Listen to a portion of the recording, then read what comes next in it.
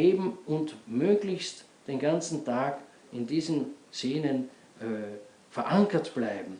Dann wird unser Leben und nur dann langsam und Schritt für Schritt christlich, katholisch gelöst. Und dann sind wir weit weg, uns irgendwie heretisch oder heretisierend mit Schlagwörtern abzusichern in uns und um uns herum. Nein, fern von uns. Das haben wir also die Allerselige Jungfrau Maria gebeten und das wünschen wir Ihnen aus ganzem Herzen im Namen des Vaters und des Sohnes und des Heiligen Geistes. Amen. Gelobt sei Jesus Christus in Ewigkeit. Amen. Au nom du Père et du Fils et du Saint-Esprit, ainsi soit-il. Bien chers fidèles, en ce 19e dimanche après la Pentecôte, le dimanche de la démission, dans lequel nous avons fait la commémoration dans la messe pour la propagation de la foi, dans laquelle on prie de façon si édifiante que l'Église puisse illuminer les gentils, les porter à Jésus-Christ, n'est-ce pas? Prier cette prière en ces jours-ci où le païen, néo-païen Bergoglio se fait assombrir la tête, offusquer la tête par des rites obscènes aussi de l'Amazonie, eh bien c'est une grande consolation de pouvoir retremper la foi en Jésus-Christ dans les prières de Sainte Mère l'Église, et encore plus à l'occasion du dimanche et de l'évangile de ce dimanche, retremper notre âme chrétienne, notre âme baptisée, c'est-à-dire notre foi, notre espérance, notre charité, dans le grand mystère des royaumes des cieux, duquel Saint Grégoire nous parle aujourd'hui. Et après en avoir expliqué qu'est-ce qu'il faut entendre par le royaume des cieux, seulement après il nous explique que faut-il entendre par les noces que le Père fait au Fils. Et après la compréhension de ces deux termes, de ces deux notions, nous pouvons tirer une conclusion et pour notre vie tout d'abord individuelle, mais aussi sociale, aussi politique. Oui, cet évangile nous illumine vraiment de très haut, du haut des cieux, du haut du royaume des cieux. Le ciel est en même temps le siège de Dieu, en même temps aussi l'âme du juste, du saint, de celui qui vit dans la grâce, est le siège de Dieu, le siège de la sagesse. Et si donc les cieux sont le siège de la sagesse, et les cieux sont aussi l'âme du juste, n'est-ce pas? Alors le ciel, c'est l'âme du juste. Et l'âme du juste est là où Dieu a pris sa demeure, où il siège, où il règne. Tellement que Saint Grégoire nous dit que l'âme du juste, qui ne désire rien de terrestre, mais qui élève tout son désir vers les cieux, eh bien c'est une âme dans laquelle Dieu déjà règne. La demande que votre volonté soit faite au ciel comme sur la terre comme au ciel, là est complète, est accomplie. Bien. Étant donc donné que le royaume des cieux, c'est l'ensemble des âmes des justes, et que c'est l'Église, et toutefois, il faut préciser et ajouter, comme le fait l'Évangile même, que l'Église n'est pas seulement l'assemblée des justes, l'assemblée des saints. Dans l'Église, il y a aussi les membres non saints, les méchants, les mauvais. Mais nous le répétons très volontiers parce que c'est une doctrine très importante à rappeler. Les mauvais dans l'Église sont quand même les mauvais qui professent la foi catholique et sont baptisés. Les mauvais en dehors de l'Église, ce sont ceux qui ne professent pas la foi catholique. De même que mystérieusement, il peut y avoir, et cela échappe totalement à notre jugement et à l'observation des sens, il peut y avoir des justes, il peut y avoir des âmes en état de grâce, en dehors de l'Église visible. Nous le savons. Nous savons que ça existe. Nous ne pouvons pas le constater dans les cas singuliers, mais nous savons que ça existe. En tout cas, ici, le royaume des cieux regarde les âmes des justes, la communion des saints, dans lesquels Dieu règne, comme au ciel, ainsi dans leur âme. N'est-ce pas? Et une fois assuré ce que c'est que le royaume des cieux, voilà que la parabole est expliquée, que ce royaume des cieux, et ce sont donc les noces que le Père fait au Fils, et Saint Grégoire sait que tout le monde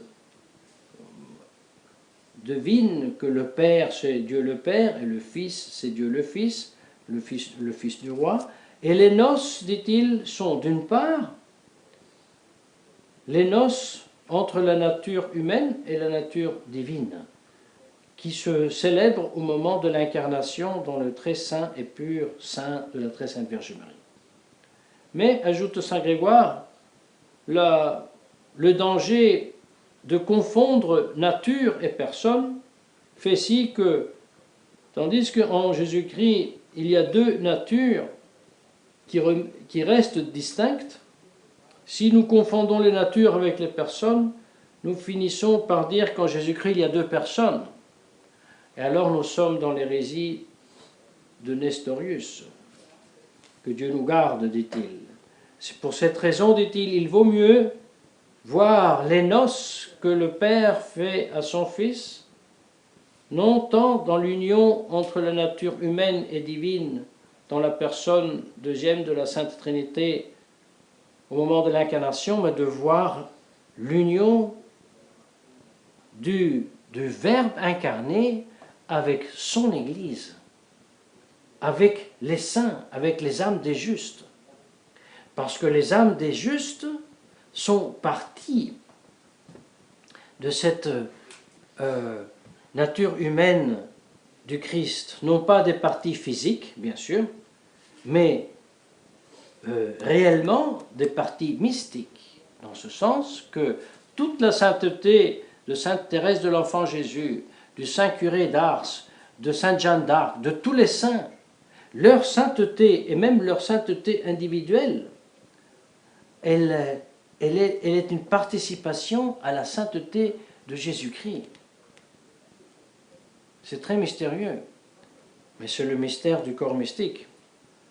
Et c'est pour cela que toute société avec Jésus-Christ, en Jésus-Christ, donc toute société chrétienne, dans le sens le plus large du terme, est fondée tout d'abord dans l'incarnation et dans le corps mystique que Jésus-Christ a voulu créer, instaurer et faire croître jusqu'à la fin des temps dans son Église. Avec la naissance de chaque enfant qui est baptisé, ce corps mystique s'accroît. Et il arrivera un nombre bien déterminé, n, après lequel les temps sont finis. Et commence seulement l'éternité. La leçon que nous voulions tirer de ce fait, c'est qu'il n'existe pas d'idée sociale chrétienne, qu'elle soit économique, qu'elle soit politique, qui ne puise pas à cette réalité. Et c'est pour cela, peu importe la forme de gouvernement, s'il n'est pas fondé non seulement sur la doctrine, mais si elle n'est pas fondée sur la sainteté, simplement elle n'est pas. C'est pour ça que beaucoup de traditionalistes vivent un petit peu dans dans une illusion innocemment nostalgique. Ils pensent qu'il faudrait rétablir les institutions chrétiennes et ensuite nous aurons la société chrétienne. Mais c'est vrai. Mais les institutions chrétiennes ne seront rétablies que s'il y a des saints. Parce que les institutions chrétiennes ont commencé à exister par les saints. Elles ne sont pas comme si tombées du ciel. La conversion de Constantin, ce n'est pas quelque chose qui est comme ça, arrivé tout d'un coup. C'était bien sûr une grâce tombée du ciel, mais c'était le fruit de siècles de sainteté, de martyrs.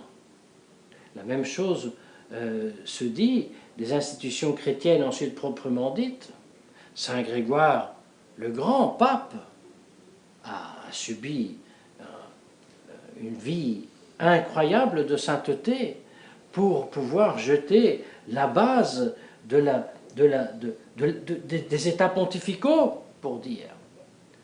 Un évêque de Rome qui prend en main, guidé par la providence et par les faits, les circonstances, l'essor aussi matériel de la pauvre population qui existait là-bas.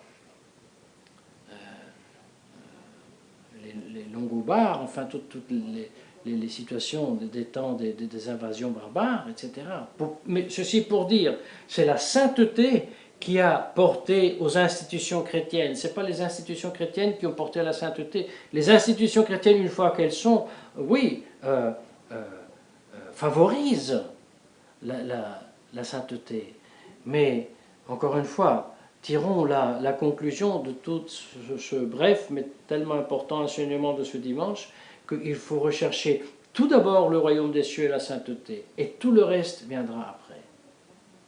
Et si nous pensons aller par une autre voie, nous nous trompons nous-mêmes.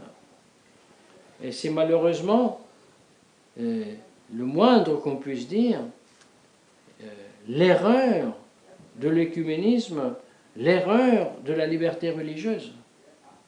Penser que en faisant des bons sourires et des concessions à l'erreur, aux païens, même à leur rite, penser que de cela pourrait naître quelque chose de bon.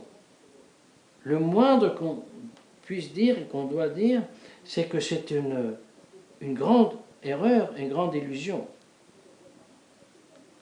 Une grande erreur, illusion. Et si ça vaut pour Bergoglio, dans son attitude envers les rites païens célébrés dans les jardins du Vatican, ça vaut beaucoup plus, bien chers fidèles, pour les traditionalistes qui pensent devoir s'approcher de Bergoglio comme Bergoglio s'approche des païens de l'Amazonie.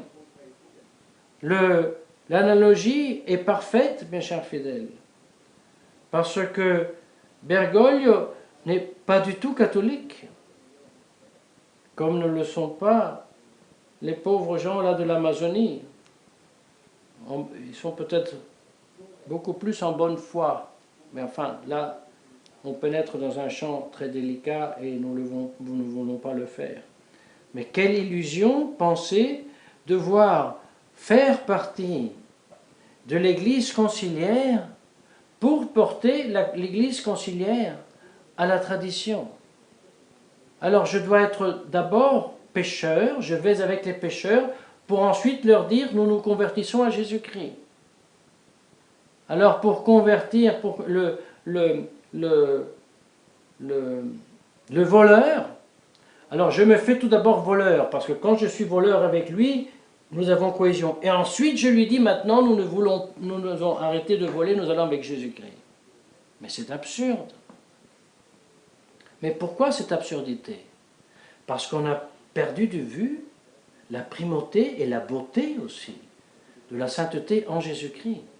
Nous cherchons tout ce qui est chrétien, sauf le Christ qui est la sainteté. Malheureusement, ça semble être absurde, mais malheureusement c'est un peu comme ça. Et alors, il faut que nous ravivions en nous la foi vive, et à l'exemple des Maccabéens que nous lisons ces jours-ci. Eux, la seule chose qu'ils prêchaient, c'était la loi de Dieu.